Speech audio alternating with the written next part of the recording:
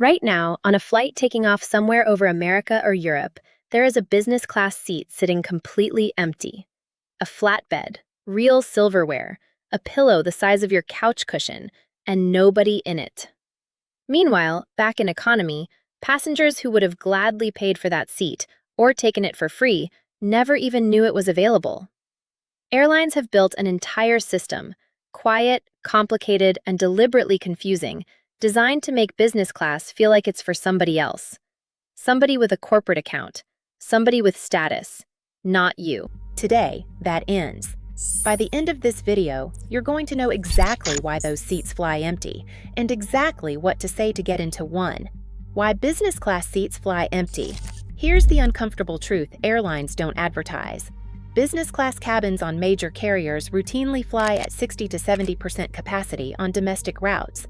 On some international routes, it's lower than that. That means on your next flight, there is a real, statistically likely chance that a seat worth thousands of dollars is flying empty at 35,000 feet, and the airline would rather let it stay empty than hand it to you for free. Here's why.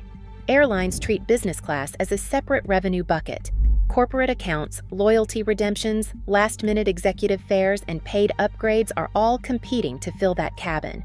When none of those sources fill it, the seat stays empty, not because the airline forgot about it, but because releasing it too early or too cheaply trains passengers to wait for a deal instead of paying full price. It's psychological pricing, and it has worked since deregulation. Sit with that for a second. A seat that costs $4,000 at booking might cost you $150 as a last-minute upgrade. Same seat, same champagne, same leg room. The difference has nothing to do with the product and everything to do with timing and knowing where to look. Airlines aren't villains here. They're running yield management software that would make your head spin. But that software has a gap, and the gap opens in the final hours before every departure. That gap is where this whole video lives. The 24-hour window. Nobody talks about airlines open a quiet window before every departure. It starts roughly 24 hours out and closes the moment the gate agent prints the final manifest. Inside that window, pricing rules soften considerably, and passengers who know the window exists board planes in seats that cost 10 times what they paid for their ticket. Quick word before we keep going. If you're finding this useful, the rest of the video gets even more specific, so stick around. Back to it. By the time that window opens, the yield management system has already made its calculations. Unsold premium seats are identified. The priority list, elite flyers, employees, bid winners has already been processed. Whatever's left goes to discretionary upgrades, and discretionary means a human being is making the call. The phone call that changes everything. Here's the part almost nobody does anymore. Call the airline. Not the app, not the website. An actual phone number with an actual human being. Airline websites only show published inventory, the fare classes the airline has decided to display publicly. Reservations agents work inside a system called the Global Distribution System, and that system contains upgrade codes and promotional inventory that never appears online. Agents can see it. You can't, unless you call. The language matters. Don't open with, "Do you have any upgrades available?" That's the equivalent of asking a car dealer for their best price. You'll get a polite no. Instead, say this: "I have a confirmed reservation for this flight, and I'd like to ask about any complimentary or discounted upgrade options that might be available for my booking."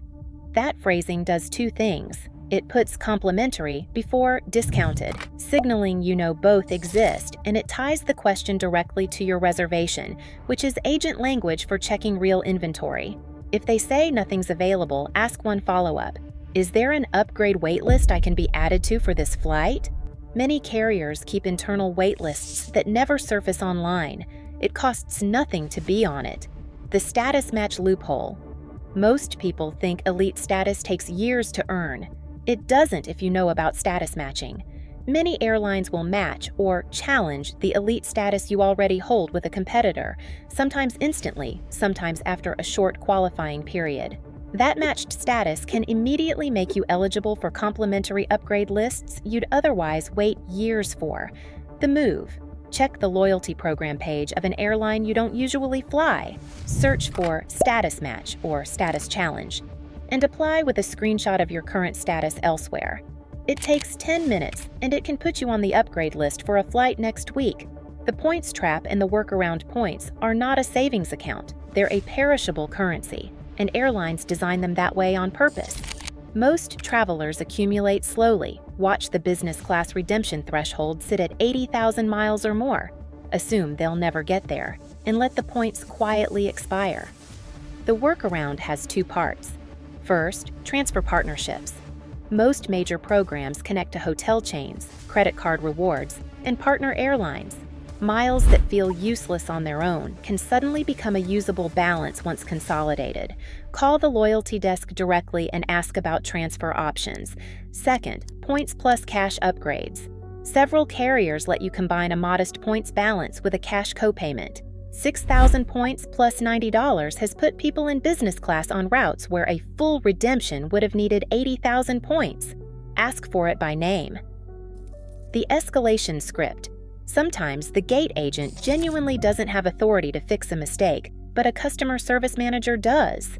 If you've been told something was promised, an upgrade voucher, a confirmed waitlist spot, and it isn't showing up at the gate, the sentence that works is calm and simple.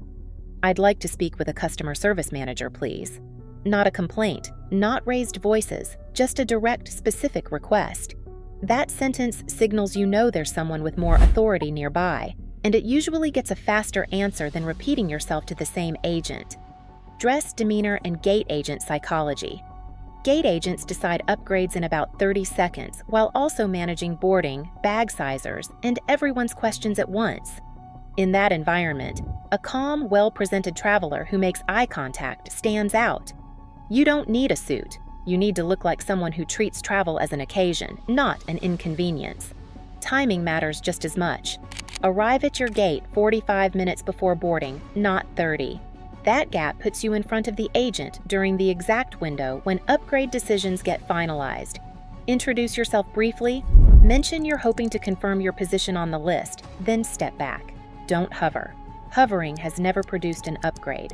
Patience has produced thousands. The bid upgrade system. If you've never heard of bid upgrades, you're not alone. Airlines bury them in confirmation emails most people delete. After booking, some carriers email you an invitation to bid on a business class upgrade within a set price range.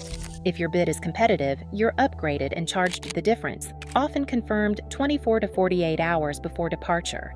The minimum bid is often far lower than people assume, especially on off-peak routes.